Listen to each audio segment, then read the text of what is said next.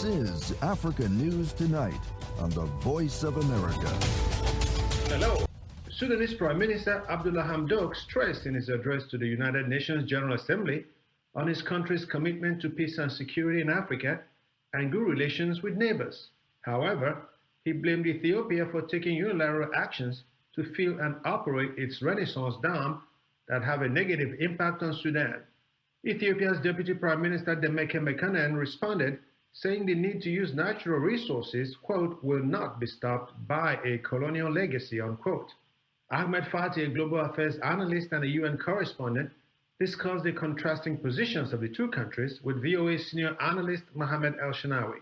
If I'm going to compare both countries' addresses, statements during the general debate of the United Nations in the 76th session, I would say that both of them reflected common themes and disagreements. The common themes about the COVID-19 and the vaccination, the common theme about moving into the democratic transition in the Sudan, the common theme on the Ethiopian also about that Ethiopia over the past 3 years was able to conclude a first installment of the democratic transition.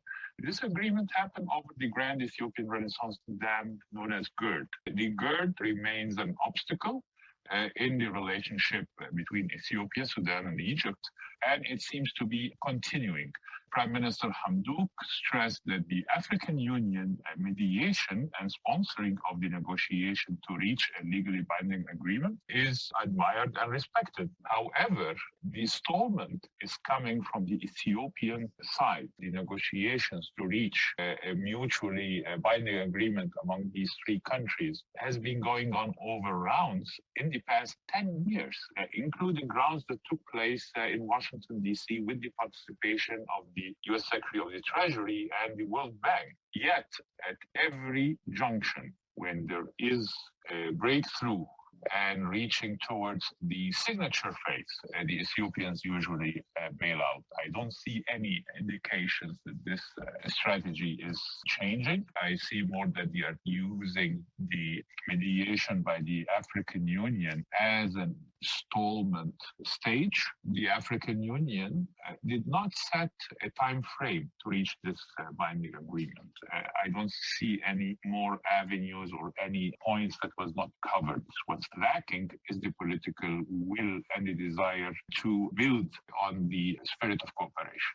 Mr. Mekonnen said Ethiopia stands ready for diplomatic solutions to resolve the border dispute with Sudan. If that's so, how do you explain Ethiopia's reluctance to reach a legally binding agreement on the GERD as the United Nations Security Council recommended? The Deputy Prime Minister of Ethiopia, Mr. Mekonnen, when he mentioned that they are ready to negotiate on a bilateral level the border dispute, I think he was trying to throw in a kind of form of distraction over the ongoing negotiations for the GERD Dam. The Sudanese, of course, have interest into resolving the border dispute, but I'm not sure that if the maneuver will be accepted by the Sudanese, that border disputes in exchange of water, I'm not seeing a path for that. On the Tigray conflict, Ethiopia's Deputy Prime Minister repeatedly called the Tigray People's Liberation Front a criminal group. However, he said his government is open to peace initiatives while rejecting what he termed as punitive measures imposed on Ethiopia. What's your take on that?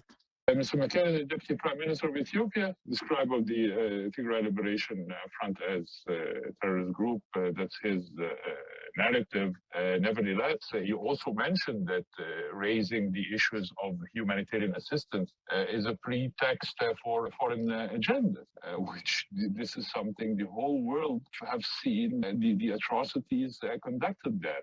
This punitive measures, and probably he's referring to the bill that President Biden have signed, putting a label on his country as a result of commercial news organizations that seeking profit. That was probably referring towards the investigative report was done by a CNN reporter in Tigray that showed mass killing, torture, and removal displacing of people from their homes and mass graves. He is referring to it as an attempt to make commercial profits.